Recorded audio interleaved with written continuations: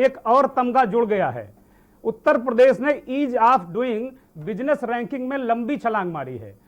भारत की वित्त मंत्री निर्मला सीतारमण ने राज्य में रिफॉर्म को लेकर साल 2019 की सालाना रैंकिंग जारी की है। इसके मुताबिक business reform action plan BRAP 2017-2018 की रैंकिंग में उत्तर प्रदेश 12वें नंबर पर था, पर अब ये उछाल मारकर दूसरे पायदान पर पहुंच गया है। इसका मतलब ये है कि उत्तर प्रदेश में कारोबार शुरू करना और उसे आगे बढ़ाना बहुत आसान हो गया है। उत्तर प्रदेश ने दूसरा स्थान पाया है। इसमें महत्वपूर्ण जो वजह है वो ये है कि उत्तर प्रदेश की कानून व्यवस्था और यहाँ जो सड़कों का नेटवर्क और इसी तरीके से जो एक उद्यमियों के लिए एक माहौल तैयार करना, और इस जो पूरे माहौल को तैयार करने के शिल्पकार हैं उत्तर प्रदेश के अपर मुख्य सचिव गृह, उत्तर प्रदेश के अपर मुख्य सचिव सूचना और यूपीडा के चेयरमैन अवनीश अवस्थी जी।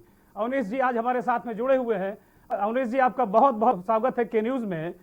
हम बात करेंगे कि इस तरीके का माहौल जो तैयार हुआ है जिससे उत्तर प्रदेश को भारी फायदा हुआ है, और प्रधानमंत्री का जो आत्मनिर्भर भारत का अभियान है उसमें उत्तर प्रदेश एक अहम पायदान पर खड़ा हो गया है। इसके पीछे महत्वपूर्ण वजह कानून व्यवस्था भी है, क्योंकि अगर उद्योगों के विकास के लिए कानून व्यवस्था बहुत महत्वपूर्ण होती है। अगर कानून व्यवस्था सही है, उद्यमी आकर्षित होते हैं, सड़कों का नेटवर्क अच्छा है, एयर कनेक्टिविटी अच्छी है, तो इन सब सारी चीज़ों में एक कलेक्टिव अप्रोच के साथ में एक साझा जो सामूहिक प्रयास है उसके साथ में ये काम किया गया है। सर, इसमें आपका एक बहुत बड़ा योगदान है जी।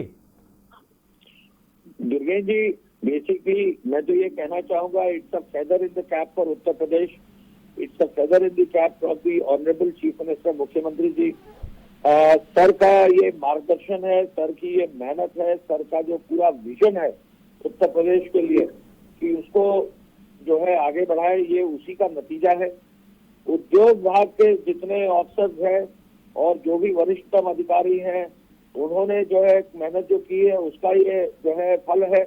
और मैं ये कह सकता हूँ कि जो यहाँ पर इन्वेस्टर समिट हुई, जो यहाँ पर ग्राउंड ब्रेकिंग सेरेमनीज हुई जी, इसके अलावा डिफेंस और डिफेंस कॉरिडोर का और डिफेंस एक्सपो का कार्यक्रम हुआ, कानून व्यवस्था में सुधार तो अपनी जगह है, लेकिन इंफ्रास्ट्रक्चर में जो जायंट स्टेप्स उत्तर प्रदेश ने लिए हैं मुख्यमंत्री जी के मार्गदर्शन में जी, ये उसका नतीजा है कि प्रदेश आगे बढ़ा है। हमारा प्रदेश एक पूरे देश के बराबर है और पूरे विश्व में एक अपना स्थान रखता है जी। और अगर उत्तर प्रदेश आगे जाएगा, अग्रणी होगा, तो निश्चय ही जो है पूरा देश आगे जाएगा। उत्तर प्रदेश ने 12वें स्थान से दूसरे स्थान पर जो है छलांग जो मारी है, इस पर बहुत मेहनत मुख्यमंत्री जी की गई है। मैं निश्चय ही कह सकता हूँ पूरा उद्योग विभाग, मुख्य सचिव, औद्योगिक सचिव, जितने भी सभी वरिष्ठतम अधिकारी हैं, सबने मिलकर टीम से काम किया है। उद्योग मंत्री जी, MSME के माननीय मंत्री जी, सब मेहनत करते, तो एक जो टीम एफर्ट है वो उत्तर प्रदेश में दिख रहा है और उसी का रिजल्ट है कि ये जो है छलांग मारी है।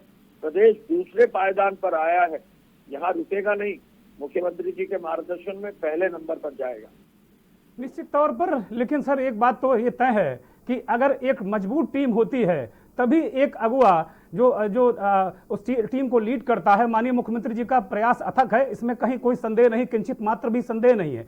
लेकिन जब उनकी टीम और उस टीम में आप जैसे एक महत्वपूर्ण अधिकारी और महत्वपूर्ण के साथ साथ में मेहनत कश, मैं आपको देखता हूं लगातार कि दिन भर बैठ के प्लानिंग और जो उत्तर प्रदेश को बहुत गहराई से समझते हैं आप, इन चीज़ों को लेकर सड़कों की दिशा में बहुत काम आपने शुरू किया है।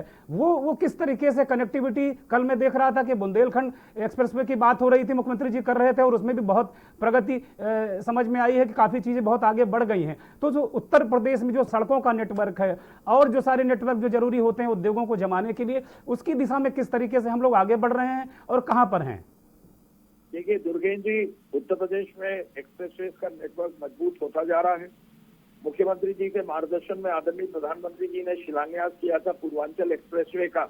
लगभग 60% से ज्यादा पूर्वांचल एक्सप्रेसवे ब्लैक टॉप हो गई है जी। मुख्यमंत्री जी का आदेश है कि इस साल के अंत तक हर हालत में उसको तैयार करना है, ट्रैफिक उसके मेन कैरेजवे में तैयार करना है। ये एक्सप्रेसवे उद्योग विभाग के अधीन बन रही है, यानी उद्योग और एक्सप्रेसवे को जोड़ा गया है। जी। निश्चय ही ये एक बहुत बड़ा कार्य है, सभी लोग इस पर मेहनत कर रहे हैं। हमारी कोशिश है कि पूर्वांचल एक्सप्रेसवे जल्दी समय से पहले कोविड के बावजूद बने, ये एक बहुत बड़ा प्रयास होगा। मुख्यमंत्री जी ने बुंदेलखंड एक्सप्रेसवे और बुंदेलखंड क्षेत्र के लिए एक सपना देखा था। पहली बार झांसी गए थे, उन्होंने वहां बुंदेलखंड एक्सप्रेसवे की घोषणा की थी। घोषणा से अब काम तक, और काम भी इतना कि कोविड के रहते हुए भी 6 महीने में जो काम करना था हमको, 2 महीने 2.5 महीने कोविड में गए, फिर भी 6 महीने से पहले लगभग 5 महीने में हमने 10% जो उसका टारगेट का अचीवमेंट होना चाहिए था वो पूरा किया है। और आज की तारीख में 15% से ज्यादा काम हो गया है। ये भी एक छलांग है। बुंदेलखंड क्षेत्र को आगे विकास में ले जाना है, पर्यटन का, उद्योग का, वहाँ की कनेक्टिविटी का, लोगों को दिल्ली तक ले जाना एक बड़ा काम है। मुख्यमंत्री जी का एक सपना और भी है कि एक गंगा एक्सप्रेसवे बने, उस पर भी अब काम शुरू हो रहा है और जल्दी काम आगे बढ़ेगा। और मैं ये कह सकता हूँ कि उद्योग विभाग के अधीन ये जो एक्सप्रेसवे बन रहे हैं, इनको हम लोग बहुत तेजी से बनाएंगे। निश्चित तौर पर अवस्थी जी, ये बहुत ही महत्वपूर्ण जो प्रयास हैं, लगातार मुख्यमंत्री जी दिन रात एक हुए हैं, और आप एक बिल्कुल मुख्यमंत्री जी के जो प्रमुख सिपाही सालार के रूप में या यूँ कहें कि प्रमुख सहयोगी के रूप में जिस तरीके से एक चीज़ों को नीचे तक एग्जीक्यूट करना है या उसको क्रियान्वित करना है, वो चीज़ें बिल्कुल बहुत अच्छी उत्तर प्रदेश की जनता को भी दिख रही हैं। और मुझे लगता है कि जो शासन सत्ता में बैठे लोग हैं उनको भी मुख्यमंत्री जी का संदेश आपके जरिए और जो मुख्य सचिव हैं उनके जरिए सारी चीज़ें नीचे तक जा रही हैं। बुंदेलखंड बहुत पिछड़ा इलाका है, अति पिछड़ा इलाका है, और आप बहुत अच्छी तरीके से इसको समझते हैं। वहाँ के लिए जो प्रयास हुए हैं अद्भुत हैं, अकल्पनीय है, इसमें कहीं कोई संदेह नहीं है।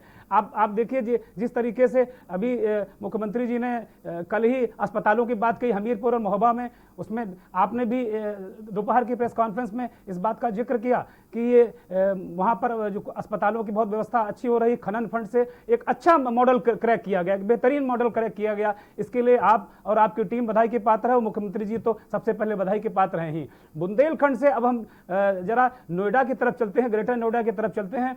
माननीय प्रधानमंत्री जी ने अभी अब मन की बात में जो खिलौनों की बात की कि खिलौनों के लिए यहाँ भारत में तमाम जगह इस तरीके के जो फैक्ट्रीज हैं या जो उनका जो टॉय का एक जो क्षेत्र है वो विकसित किया जाना चाहिए, ताकि हमें चीन और ताइवान पर जो हमारी आत्मनिर्भरता है, जो हम आत्मनिर्भर हों, चीन और ताइवान पर निर्भरता उसको खत्म किया जाए और विश्व में एक अपना नाम बनाया जाए। और एक तरीके से जो उत्तर प्रदेश है और जो स्वावलंबी होने की बात है कि भारत स्वावलंबी हो, तो प्रधानमंत्री जी के कदम से कदम मिलाकर या उनके आह्वान पर सबसे पहले जिस राज्य ने रिएक्ट किया है वो उत्तर प्रदेश है। ग्रेटर नोएडा में आपने वहाँ एक टॉय सिटी डेवलप करने के लिए प्रयास शुरू कर दिए हैं। करीब मुझे जहाँ तक जानकारी है कि 92 आवेदन अब तक आ चुके हैं और प्लाटों का आवंटन भी होगा। तो ये किस तरह का प्रोजेक्ट है और आगे किस तरह हम इसको ले जाएं, कैसे हम जो देश में मेड इन इंडिया या मेड इन नोएडा या मेड इन ग्रेटर नोएडा इस तरह की बात को, जो आत्मनिर्भर भारत की परिकल्पना है, वो उत्तर प्रदेश कैसे आगे बढ़ाएगा? देखिए, आत्मनिर्भर भारत के माननीय प्रधानमंत्री जी का जो मार्गदर्शन है, मुख्यमंत्री जी ने जिस दिन इस योजना की घोषणा हुई अगले दिन एमएसएमई सेक्टर में लोगों को आगे लाकर लगभग 2000 करोड़ से अधिक का जो है एक ही दिन में लोन जो है सैंक्शन कराया था। तो ये जो मुख्यमंत्री जी का विजन है कि एमएसएमई सेक्टर जो पूरा प्रदेश का है, उत्तर प्रदेश का, ये पूरे देश में सबसे बड़ा एमएसएमई का सेक्टर यहाँ है। यहाँ सबसे ज्यादा हमारे पास स्किल्ड मैन पावर है, हमारे पास संख्या बल सबसे ज्यादा है, तो हमारे पास काम भी सबसे ज्यादा है कि हम रोजगार भी सबसे ज्यादा दें। ये एमएसएमई सेक्टर को आगे बढ़ाने के लिए ये जो स्पेसिफिक सेक्टर्स हैं, टॉय का सेक्टर है, ये सब जो है बहुत महत्वपूर्ण है। उद्योग विभाग के, एमएसएमई विभाग के, सभी विभागों के जो है सहयोग से ये कार्य आगे बढ़ाया जा रहा है। मैं जरूर इतना कहना चाहूंगा कि कोई ऐसा सेक्टर नहीं होगा जहाँ पर उद्योग विभाग के अधीन जो है कार्य न हो रहा हो। कहीं न कहीं किसी न किसी रूप में हर सेक्टर में काम आगे बढ़ रहा है। मुख्यमंत्री जी का मार्गदर्शन है, आगे भी हम इस बारे में फिर आपसे बात करते रहेंगे। बहुत बहुत धन्यवाद। अवनीश अवस्थी जी हमसे जुड़े थे, उत्तर प्रदेश के अपर मुख्य सचिव गृह, और जिस तरीके से उन्होंने बताया कि उत्तर प्रदेश की सरकार किस तरीके से काम कर रही है और किस तरीके से उद्योगों को लेकर आगे बढ़ रही है, उद्योग जगत को कैसे आगे बढ़ा रही है, इस कोरोना काल में किस तरीके से हम आगे बढ़ रहे हैं, आत्मनिर्भरता की ओर आगे बढ़ रहे हैं, और सारी चीज़ों को लेकर हम किस तरीके से एक रोड मैप उत्तर प्रदेश सरकार ने तैयार किया है। निश्चित तौर पर इसमें जो अपर मुख्य सचिव अवनीश अवस्थी जी हैं, उनका बहुत बड़ा योगदान है। एक चीज़ों को क्रियान्वयन करके एक शिल्पकार के रूप में मुख्यमंत्री जो मुख्यमंत्री जो चीज़ों को कंसीव करते हैं, जिन चीज़ों को वो परिकल्पना करते हैं, अवस्थी जी उसको साकार करने की कोशिश करते हैं और धरातल तक उतारते भी हैं। तो बहुत बहुत धन्यवाद अवनीश जी आपका हमें के न्यूज़ को समय देने के लिए और हमसे बात करने के लिए। नमस्कार। आप देख रहे हैं के न्यूज़, खबरों का सारथी।